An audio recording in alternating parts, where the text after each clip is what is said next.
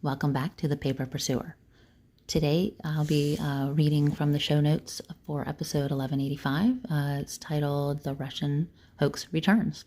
So the first article is on CNSnews.com. It's titled Day After Dem Debate, Headlines Warn Russia is Meddling to Re-elect Trump by Susan Jones, February 21st, 2020. Here we go again with Russian meddling. The day after a widely panned debate by the Democratic presidential hopefuls, the headline in the New York Times reads, Lawmakers are warned that Russia is meddling to re-elect Trump. According to the newspaper, intelligence officials warned House lawmakers last week that Russia was interfering in the 2020 campaign to get President Trump re-elected. 5 people familiar with the matter said a disclosure to Congress that angered Mr. Trump, who complained that Democrats would use it against him. The day after the February 13 briefing to lawmakers, the president berated Joseph Maguire, the outgoing acting director of national intelligence, for allowing it to take place. People familiar with the exchange said, Mr. Trump was particularly irritated that Representative Adam B. Schiff, Democrat of California and the leader of the impeachment proceedings, was at the briefing. During the briefing to the House Intelligence Committee, Mr. Trump's allies challenged the conclusions, arguing that he had been tough on Russia and that he had strengthened European security. It's not clear how the Russians are currently interfering, but according to the New York Times report, instead of impersonating Americans, Russian operatives are working to get Americans to repeat disinformation, including on social media.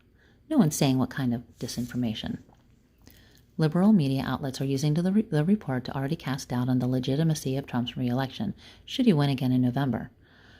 Representative Devin Nunes, Republican California, the ranking member of the House Intelligence Committee, was at the February 13 intelligence briefing that Democrats leaked to the New York Times, and he calls the report idiotic. It's never going to stop because they don't have any other issues, it seems like, Nunes told Fox News' Laura Ingraham Thursday night. This is the same play that they run over and over again. It's like the old famous movie Groundhog Day. For 3.5 years, we wake up and see the same old thing. Nunes said he doesn't think anyone's buying it. I just left a huge Republican dinner here in the San Joaquin Valley of California.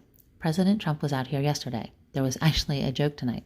Everyone was talking about how the new thing is, oh, they're back to Russia again. Nobody's going to believe this garbage. Well, some people do.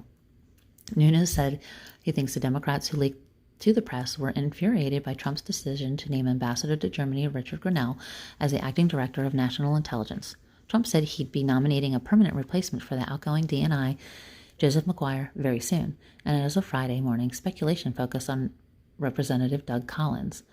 But Trump critics fume that Grenell is a partisan operative, a political stooge who knows nothing about national intelligence.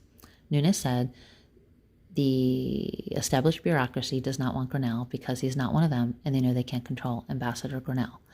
And that's been one of the problems throughout the whole deep state of affairs we've been dealing with for 3.5 years.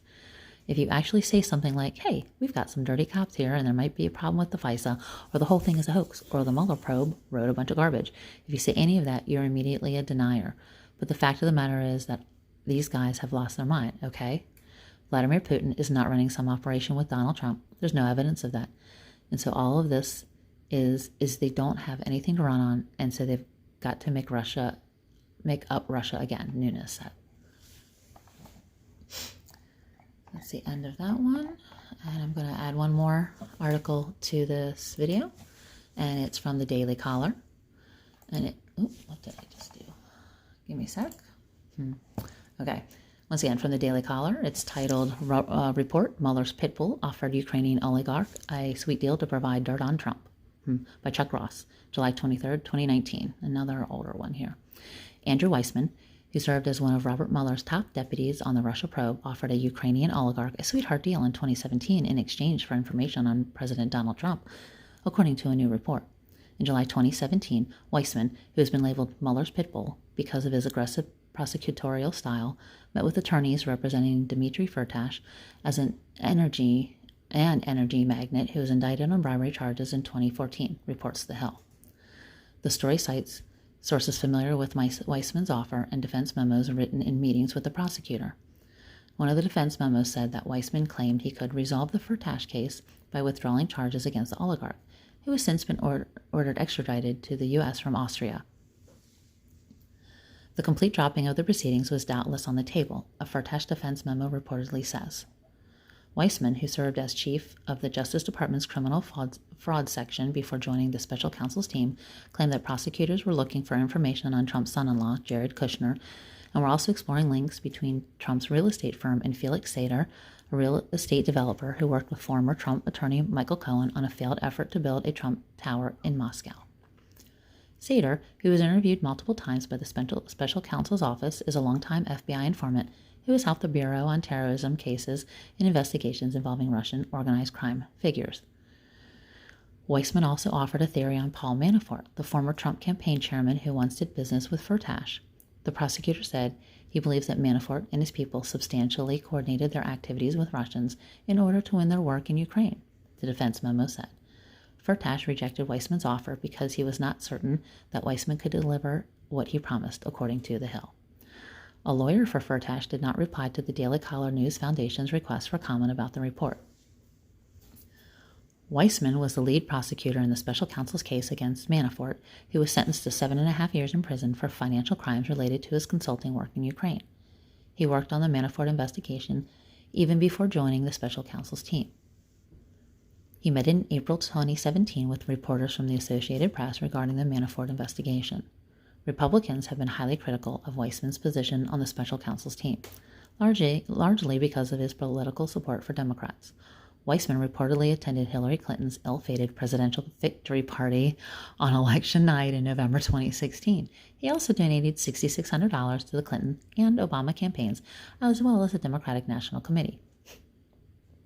It is unclear what information Weissman thought Firtash could offer the government about Trump, Manafort, or the campaign.